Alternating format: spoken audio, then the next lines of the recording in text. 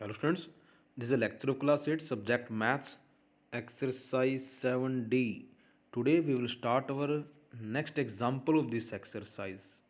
So example third is firstly the concept of these examples like the form of ax square plus B X plus C. देखिए हमारा जो concept है वो ये है हमारे पास कि A X square plus B X plus C को हमें फैक्टराइज करना होगा। हमें ऐसी फॉर्म दे रखी होगी। जो हमने लास्ट क्वेश्चंस किया था उसमें एक्स स्केयर का कोफिशिएंट जो था वो 1 दिया हुआ था ऑलरेडी पहले से ही, लेकिन ये अब यहाँ पर एक्स स्केयर का जो कोफिशिएंट होगा वो कॉन्स्टेंट वैल्यू होगी। लेकिन मेथड कंसेप्ट वही रहेगा जैसे हमने पीछे सोल्व किया था। क्लियर, यानी कि हमें ऐसे दो नंबर्स चाहिए होंगे जिनकी मल्टीप्लाइंग करें तो ए सी आई यानी कि कांस्टेंट टर्म्स की मल्टीप्लाइंग एक्स स्क्वायर के कोफिशिएंट के साथ करनी है। यानी कि ऐसे दो नंबर्स चाहिए जिनकी मल्टीप्लाइंग करें तो वो ए सी बनता हो, और जब हम उनको ऐड करें तो वो प्लस का बी बनता हो। यानी कि जो साइन यहाँ पर होगा वही हमने यूज़ करना है। Clear, that is the concept of these type of the sums. Clear now? So example third, like factorize 2x square plus 9x plus 10। यानी कि हमें इसको फैक्टराइज करना है। फैक्टराइज करने के लिए अब यहाँ देखिए हमें इस प्लस 10 की मल्टीप्लाइंग यानी कि इस कांस्टेंट टर्म की मल्टीप्लाइंग एक्स के कोफिशिएंट 2 के साथ करनी है। जब हम मल्टीप्लाइंग करेंगे तो 10 टू ज़ा 20, ये प्लस का 10 है प्लस का 2 है इसलिए प्लस 20 बन गया। और जब ऐड करें तो प्लस 9 आना चाहिए। मीन्स हमें ऐसे फैक्टर बनाने हैं जिनकी मल्टीप्लाइंग करें 20 आए, जब हम उनको ऐड करें तो प्लस 9 आना चाहिए। Yes, that is 4 and 5 means both are plus.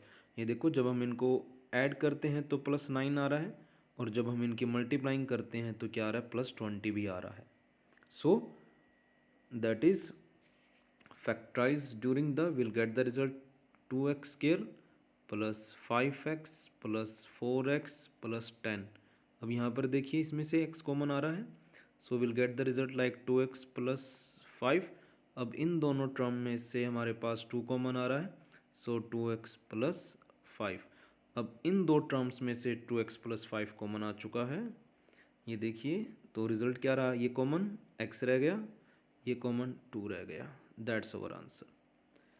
Clear, similarly that is we have given that is 6x square plus 7x minus 3। अब यहाँ देखिए माइनस 3 दिया हुआ है, it's means multiplying minus 3 with the 6 will get the result minus 18। Means ऐसे two number जिनकी multiplying करें minus 18 आए, जब ऐड करें तो प्लस 7 आना चाहिए। क्लियर, अब देखिए हमारे पास यहाँ पर हमें फैक्टर्स फाइंड आउट करने हैं इस टर्म्स के, तो क्या आएंगे, दैट इज़ 9 और माइनस 2। ये देखिए जब इनकी मल्टीप्लाइंग कर रहे हैं माइनस 18 आ रहा है, जब हम इनको ऐड करें प्लस 9 माइनस 2 तो प्लस 7 भी आ रहा है। क्लियर, सपोज कीजिए अगर यहाँ माइनस का 7 दिया होता फिर ये माइनस हो जाता और ये प्लस हो जाता, बट अब हमें यहाँ पर क्या दे रखा है, प्लस दिया हुआ है, सो प्लस एंड माइनस 2, ये दो टर्म्स हमें लेनी है। Clear, so will get the result like that is 6x square plus 9x minus 2x minus 3। So here is 3x is common, so here is 2x plus 3। अब यहाँ से देखिए 1 common, देखिए जब टर्म में से कोई कॉमन वैल्यू ना आ रही हो तो हम उसमें 1 कॉमन ले सकते हैं। सो 1 inside is like 2x plus 3। now common is that is 2x plus 3, so the remaining is this is common, so here is the 3x common, this is minus 1, that's our answer। clear, similarly that is factorize 15x square minus 26x plus 8। Multiplying करें 15 and 8 that is 120, और जब add करें तो minus 26 चाहिए हमें। अब आप इनके फैक्टर बना सकते हो, देखिए माइनस 20x माइनस 6x यानी कि।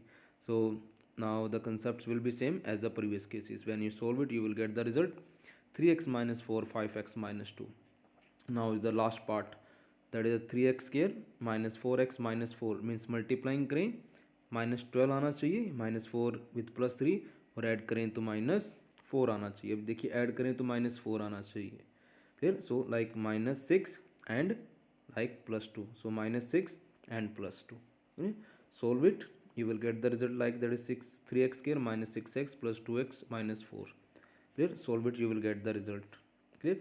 हाँ, एक बात और यहाँ पे आपने ध्यान रखनी है। देखिए, जब मैंने आपको जो फैक्टर्स बनाए थे उसमें हम सिर्फ न्यूमेरिकल्स वैल्यू का ही यूज़ करते हैं। एक्स हम फिर अपने आप उसके अंदर ऐड कर देते हैं, क्योंकि हमें बीच में 9x चाहिए। जैसे यहाँ हमें सपोज +7x चाहिए, तो मल्टीप्लाइंग करते टाइम भी हमारे पास -18x² चाहिए।